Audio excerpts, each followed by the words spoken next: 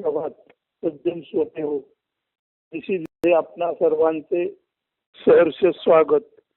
आजच्या निशिदिनीचं शीर्षक आहे साधू पद पत सार्थक. म्हणजे साधुत्वाची पदवी आणि पत म्हणजे प्रतिष्ठा यांचं सार्थक कशामध्ये आहे ते या काव्यात सांगितलेलं आहे. साधू पद पत सार्थक. आता ऐका. जीव जगत जगदीश्वर नित्य क्रीडा चाले, मुळीचा करता धरता परी कधी ना दिसे. जीव जीवांचं जगत आणि त्या जगताचं नियंत्रण करणारा ईश्वर ही क्रीडा सतत चालू आहे. परंतु त्या सर्वाच्या मुळाशी असलेला करता म्हणजे हे करणारा निर्माता आणि धरता म्हणजे जीव जगत जगदीश्वर यांना धारण करणारा कधीच दिसत नाही. म्हणून जीव जगत जगदीश्वर नित्य क्रीडा चाले, मुळीचा करता धरता परी कधी ना दिसे. दुसरं कडवं आहे. स्वभावे सर्वथा उचित हे असे, इमारत खडी असता पाया कैसा दिसे. जीव जगत जगदीश्वर क्रीडा चालली आणि ही मुळात कोण करतो हे दिसत नाही. तसं बघायला गेलं तर हे स्वभावे सर्वथा उचित असे तर खऱ्या अर्थाने हे सर्वस्वाने उचितच आहे. कारण जेव्हा इमारत उभी असते तेव्हा इमारतीचा पाया जसा दिसत नाही तसं जीव जगत जगदीश्वर रूपी हा जो एक सर्व जगरूपी इमारतीचा नकाशा आपणाला दिसतो किंवा जीव जगत जगदीश्वर रूपी ही जेव्हा सर्व क्रीडा चालते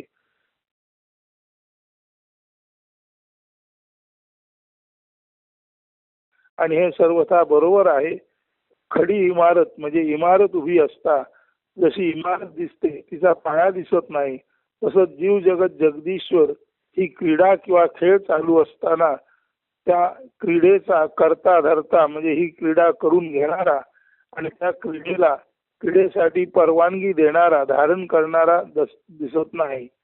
म्हणून जीव जगत जगदीश्वर क्रीडा चालू असते ती क्रीडा करणारा करता आणि त्या क्रीडेला आपल्या पाठीवर धारण करणारा धरता दिसत नाही. या पद्धतीने इमारत खडी असताना ती इमारत ज्या पायावर उभी आहे तो पाया दिसत नाही. तिसरं कडवं. सर्व मूळ राही त्या चैतन्य बोलती, जीव प्राण आत्मा परमात्मा त्यासी संबोधिती. या सर्वाचं मूळ आहे त्याला चैतन्य बोलतात आणि या चैतन्याला जीव प्राण आत्मा परमात्मा अशा वेगवेगळ्या नावाने संबोधिले जाते. आत्मा परमात्मा मूळ धर्म रहित, चैतन्य हालचाली उमटे तोची गुण आकार सहित. बघायला गेलं तर आत्म्याला परमात्म्याला चैतन्याला स्वभावे धर्म म्हणजे मूळतः धर्म किंवा गुण नाही. म्हणून आत्मा परमात्मा आणि अर्थातच प्राण हे गुणरहित आहेत. म्हणजे आत्मा परमात्मा किंवा चैतन्य याला धर्म नाही म्हणजे याला कोणताही नेमका गुण नाही. परंतु याच आत्म्याची परमात्म्याची चैतन्याची हालचाल होते तेव्हा त्या हालचालीत मात्र या चैतन्यातून गुण आणि आकार युक्त दृश्य निर्माण होतात. म्हणून आत्मा परमात्मा मूळ धर्म म्हणजे गुणरहित, चैतन्य हालचाली उमटे तोची गुण आकार सहित. आत्मा परमात्मा मूळ चैतन्याला कोणताही गुण नाही परंतु याच चैतन्याची हालचाल होताना दृश्य रूपाने आकार रूपाने आणि गुणरूपाने जे काही निर्माण होतं ते मात्र जरी आत्मा गुणरहित असला तरी आत्म्याची निर्मिती त्यांची दृश्य निर्मिती ही मात्र गुण आणि आकारासहित असते. म्हणजे मूळतः आत्मा परमात्मा चैतन्य याला कोणताही धर्म नाही गुण नाही तरी सुद्धा चैतन्याच्या हालचालीतून जेव्हा दृश्य जगत निर्माण होतं ते मात्र गुण आणि आकार याने युक्त असतं. पाचवं कडवं. गुणाकार रूपे जीव तोची आत्मा अनुमानित, जीवपूर्व तोची आत्मा सर्वथा ज्ञात. हा गुण आणि आकारयुक्त जीव असतो त्या जीवालाच वर म्हटलेला आहे जीव प्राण आत्मा परमात्मा ही सर्व चैतन्याची नाव आहेत. म्हणून गुणाकार रूपे जीव तोची आत्मा अनुमानित. म्हणजे जीव हालचाल करणारा असा जो चैतन्याचा दृश्य भाग असतो, त्या जीवाच्या दृश्याला किंवा त्या जीवाला त्यातील जी हालचाल करणार तत्व आहे त्या तत्वाला अनुमानाने आत्मा म्हणतात. म्हणून गुणाकार रूपे जीव तोची आत्मा अनुमानित. चैतन्याला जीव, प्राण, आत्मा, परमात्मा म्हणतात. चैतन्याच्या हालचालीतून जीवाचं दृश्य रूप येतं आणि जीवाचं हे जे दृश्य रूप आहे ते दृश्य रूप ज्या अर्थी हालचाल करतोय त्या अर्थी त्याच्या आत हालचाल करणारी जी शक्ती आहे त्याला आत्मा असे अनुमानाने म्हणतात. म्हणून गुणाकार रूपे जीव तोची आत्मा अनुमानित. जीवपूर्व तोची आत्मा सर्वथा ज्ञात. म्हणजे चैतन्य कोणत्याही स्वरूपाने सगुण साकार रूपाने जीव जगत म्हणून विस्तारित झालेलं नाही. म्हणजे जीवपूर्व चैतन्य हे सर्वथा ज्ञात असतं. म्हणजे जीव निर्मितीपूर्वी अव्यक्त चैतन्य जे असतं ते अज्ञात असतं आणि चैतन्याच्या हालचालीतून जीव जगत ईश्वर रूपी जे विश्व निर्माण होतं ते विश्व त्याच्या आतील हालचाली संदर्भात जीवाची हालचाल, जगाची हालचाल आणि जीव आणि जगत यांना निर्मित करणाऱ्या निसर्ग शक्तीची हालचाल या हालचालीला अनुमानाने आत्मा म्हणतात. परंतु जोपर्यंत चैतन्य हालचालीतून म्हणजे अव्यक्त चैतन्यातून व्यक्त जग निर्माण झालेलं नसतं तोपर्यंत आत्मा सर्वथा म्हणजे सर्वस्वी अज्ञात असतो. सारांश निर्गुण निराकार अव्यक्त चेतना ही सर्वस्वी अज्ञात असते. परंतु चैतन्य हालचालीतून जेव्हा जीव जगत जगदीश्वर या पद्धतीचं दृश्यरूप निर्माण होतं तेव्हा त्या दृश्याच्या आत अदृश्य लपलेलं हालचालीचं तत्व जे असतं त्या अदृश्य हालचालीच्या तत्वाला बी मधल्या बिंगला आत्मा असं म्हणतात. आणि अशा अर्थाने दृश्य जगात आत्मा जो आहे तो अनुमानित असतो. परंतु जगनिर्मितीपूर्वी जो आत्मा असतो तो सर्वथा अज्ञात म्हणजे टोटली अननोन असतो. कडवं 6 मानव मर्यादित जशी त्याची अनुमान शक्ती अनुमान चुके परी अविजित अचूक नित्य आत्मशक्ती. अर्थात चैतन्याच्या हालचालीतून मानव जरी निर्माण झालेला आहे तरी मानवाला मर्यादा आहे. म्हणून मानव जसा मर्यादित आहे तशीच त्याची अनुमान शक्ती सुद्धा त्याच्याप्रमाणेच मर्यादित आहे. म्हणजे ती अमर्यादित नाही किंवा ती सर्वस्वी बिनचूक ठरेल असं नाही. म्हणून मानव मर्यादित तशी त्याची अनुमान शक्ती. मानव मर्यादित आहे त्याची अनुमान शक्ती मर्यादित आहे. अनुमान चुकले परी अविजित अचूक नित्य आत्मशक्ती. मानव मर्यादित असल्यामुळे त्याचं अनुमान मर्यादित असतं. मानवाचं अनुमान चुकू शकतं परंतु सर्व दृश्याच्या आत जी अविजित आत्मशक्ती आहे ती मात्र नेहमीच अचूक आणि नित्य असते. म्हणजे मानव मर्यादित त्याची अनुमान शक्ती मर्यादित. मानवाचं अनुमान चुकू शकतं परंतु सर्व बींग मधली जी चैतन्य आहे सर्व जीवांमधील जे चैतन्य आहे ते चैतन्य म्हणजे दुसरं तिसरं काही नसून अचूक नित्य आत्मशक्ती कधीही न चुकणारी आत्मशक्ती म्हणजेच चैतन्य शक्ती ती कधी चुकत नाही. परंतु ती चैतन्य शक्ती मानवामध्ये काम करताना मानवाचं अनुमान चुकू शकतं. कारण मानव म्हणजे जड किंवा मॅटर जे आहे त्याला मर्यादा आहे परंतु एनर्जीला मर्यादा नाही. म्हणून मॅटर हे मर्यादित आहे अशा अर्थी मानव आणि त्याचं अनुमान मर्यादित आहे. मानव चुकू शकतो त्याचं अनुमान चुकू शकतो परंतु मानवाच्या आत बीच्या आत म्हणजे जीवाच्या आत बिंग म्हणून जी कार्यशक्ती आहे ती आत्मशक्ती मात्र नेहमीच अचूक असते आणि कायमस्वरूपी ती बिनचूक म्हणजे सर्वथैव योग्यच असते. म्हणून गा मानवा अहंकार टाकी. गा म्हणजे अरे म्हणून गा मानवा म्हणून अरे मानवा अहंकार टाक. निरहंकारी असता तूची आत्मसाखी. म्हणून मानवा जर तू मी माझे पण टाकलंस आणि जर तू निरहंकारी झालास तर निरहंकारी मानवा जरी तू सगुण साकार दिसलास तरी तुझ्यातील मी माझे पण मर्यादित पण नाहीसे झाल्यामुळे असा मर्यादित पण नाहीसा झालेला निरंकारी माणूस बाहेरून जरी तुमच्या आमच्या माणसासारखा दिसला तरी आतून त्याने त्याचं मर्यादित पण मी माझे पण टाकलेलं असल्यामुळे असा हा जो निरहंकारी आहे, निरहंकारी असता तूची आत्मसाक्षी असा जो निरहंकारी आहे तो मात्र पूर्णत्वाने आत्म्याची पत असतो किंवा प्रतिष्ठा असतो. म्हणून निरहंकारी माणूस हा जरी तुमच्या आमच्या सारखा सगुण साकार दिसला तरी ज्याने आपला अहंकार, ज्याने आपलं मी माझे पण टाकलं तो सर्वस्वाने दॅट म्हणून असतो.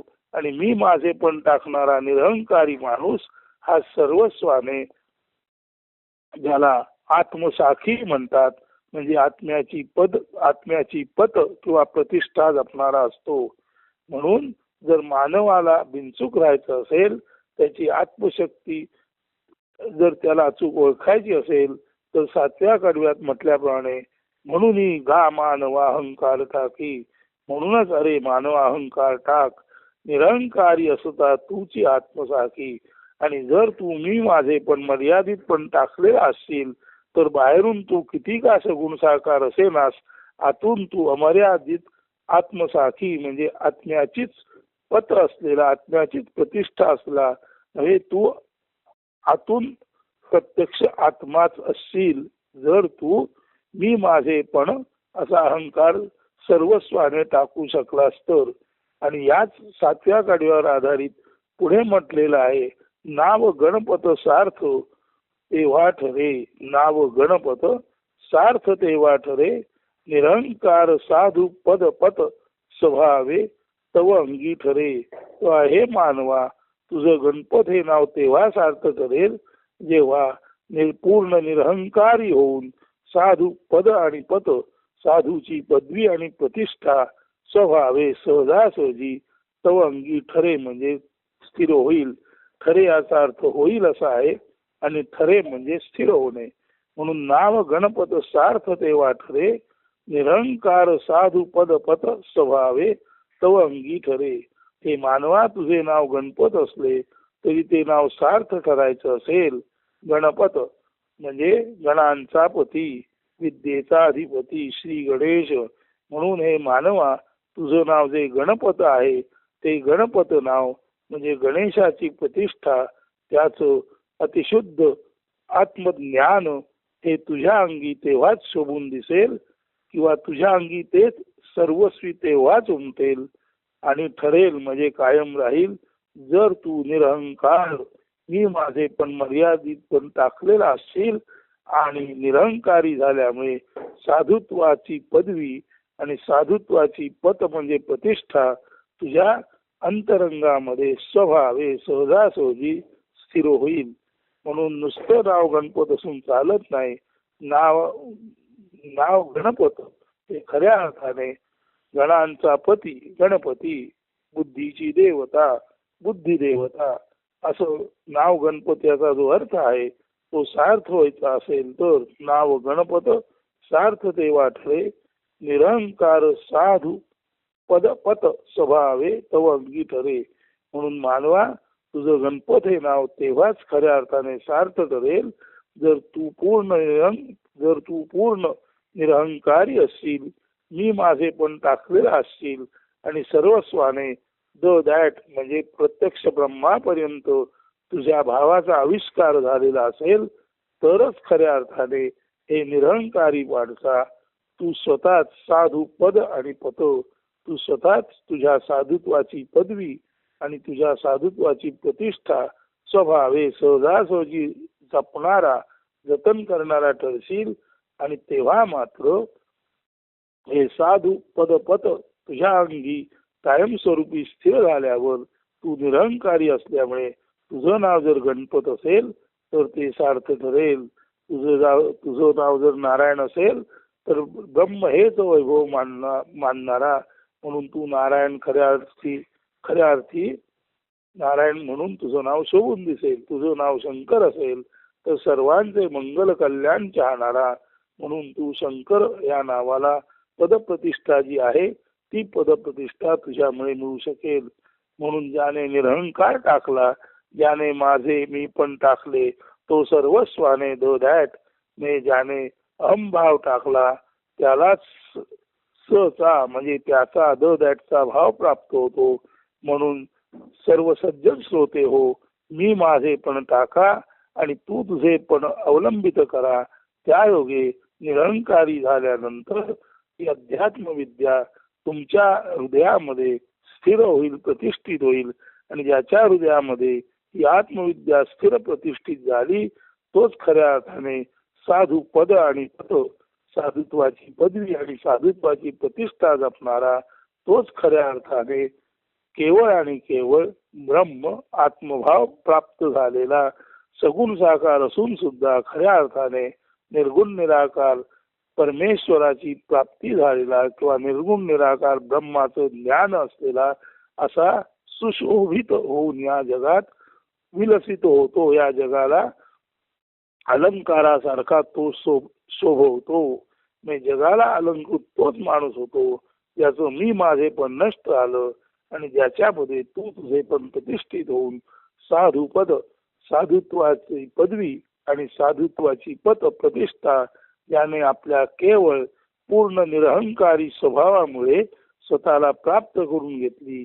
असाच माणूस साधू पद पत सार्थक, असाच माणूस साधू या पदवीची आणि साधू या प्रतिष्ठेला सार्थक प्राप्त करून देणारा ठरतो.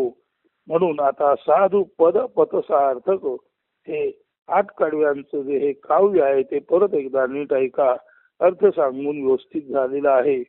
तर ऐका. साधू पद पत सार्थक, जीव जगत जगदीश्वर नित्य क्रीडा चाले, मुळीचा करता धरता परी करीरा दिसे, स्वभावे सर्वथा उचित हे असे, इमारत खडी असता पाया कैसा दिसे, सर्व मूळ राही त्या चैतन्य बोलती, जीव प्राण आत्मा परमात्मा त्यासी संबोधिती. म्हणजे चैतन्याला जीव प्राण आत्मा परमात्मा असं म्हणतात. आत्मा परमात्मा मूळ धर्म रहित, आत्मा परमात्म्याला मूलता धर्म म्हणजे गुण नाही. आत्मा परमात्मा मूळ धर्म रहित, चैतन्य हाल चाली उमटे तोची गुण आकार सहित, गुणाकार रूपे जीव तोची आत्मा अनुमानित, जीव पूर्व तोची आत्मा सर्वथा अज्ञात, मानव मर्यादित तशी त्याची अनुमान शक्ती, अनुमान चुके परी अविदित अचूक नित्य आत्मशक्ती. म्हणून गा मानवा अहंकार टाकी, निरहंकारी असता तुची आत्मसाखी. आत्मसाखी म्हणजे आत्म्याची पत, आत्म्याची प्रतिष्ठा. नाव गणपत सार्थ तेव्हा ठरे, निरहंकार साधू पद पत स्वभावे तव अंगी ठरे. म्हणजे निरहंकार वृत्तीमुळे जेव्हा तुझ्या अंगी साधूची पदवी आणि प्रतिष्ठा शोभून दिसते, स्थिर होते, तेव्हाच हे मानवा तुझे गणपत हे नाव सार्थ होते. त्यामुळे नावाचा अर्थ सार्थ करण्यासाठी जे जे करावं लागतं ते सर्वथा एकच आहे की मी माझेपणे क्षुद्रत्व टाकून संपूर्ण विश्वात्मकतेचा भाव कायमस्वरूपी ज्याच्या अंगी आणि अंतरंगी दृढ झाला तो बसल्या जागीच त्याचा अहम जातो आणि बसल्या जागीच तो स्वतःला हे विश्वची माझे घर असे जाणू शकतो. तेव्हा बसल्या जागीच संपूर्ण विश्वाला गवसणी घालण्याचे सामर्थ्य केवळ आणि केवळ मी माझे पण आपले संकुचितत्व टाकल्याने आणि केवळ सतत वाढत वाढत वाढत ब्रह्मभाव सर्वाच्या पलीकडे जाण्याचा जेव्हा आपल्या जाणीवेचा प्रचंड विस्तार असतो तेव्हा ही जाणीवच ब्रह्मभाव म्हणून रूपांतरित होते आणि तेव्हाच खऱ्या अर्थाने साधू पद पत सार्थक, साधू पदाची पदवी म्हणजे आणि त्या पदवीची पत म्हणजे प्रतिष्ठा याचं सार्थक साधू पद पत सार्थक केवळ आणि केवळ अहंकार टाकून निरहंकारी पद्धतीने सगुण साकारात दिसून सुद्धा निर्गुण निराकार संपूर्ण अव्यक्ताला गवसणी घालण्याची जी आपली भावनेची झेप आहे, जी आपल्यातील सूक्ष्म आत्म्याची जी झेप आहे, ती सूक्ष्म आत्मा म्हणजे अहम असतो. तो जेव्हा अहम भाव टाकतो आणि पूर्णपणे त्याचा अहंभाव नष्ट होतो, तेव्हा तोच सूक्ष्म भावी अहम असतो. तोच आकाशा एवढा सर्व दूर, सर्व स्थित, सर्व व्यापक असा ब्रह्मभावात रूपांतरित होतो. आणि तेव्हाच खऱ्या अर्थाने साधू पद पद सार्थक साधल्यासारखे होते. तेव्हा हे काव्य आपण नीट समजून घ्या. कठीण असले तरी अर्थासहित जर आपण तिकडे नीट लक्ष दिलं तर आपल्याला सुद्धा साधूची पदवी आणि त्या पदवीची पत म्हणजे प्रतिष्ठा कशी जपायची हे कळेल. आणि त्यामुळे आपण सर्वच साधू साधू साधू म्हणजे खऱ्या खुऱ्या साधुत्वाला प्राप्त होऊन आपल्या जीवनाचं सार्थक साधल्याचं पुण्य याची देही याची डोळ आपल्याला मिळेल आणि जीवनाचं सार्थक होईल. म्हणून हे साधू पद पद सार्थक सर्वांनी साधावे अशी परमेश्वर चरणी विनंती करतो, तुम्हाला प्रार्थना करतो आणि आजचं हे निरूपण येथेच संपन्न करतो. धन्यवाद. अस्तु. सुदिन सुप्रभात.